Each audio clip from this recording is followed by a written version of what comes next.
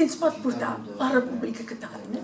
Però moltes coses, primer la llibertat d'expressió, poder parlar lliurement la nostra llengua, el comerç,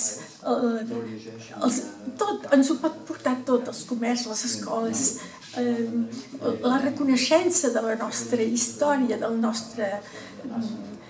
que som catalans des de fa segles i que nosaltres som una colònia fins ara, doncs tota colònia té dret a demanar la llibertat.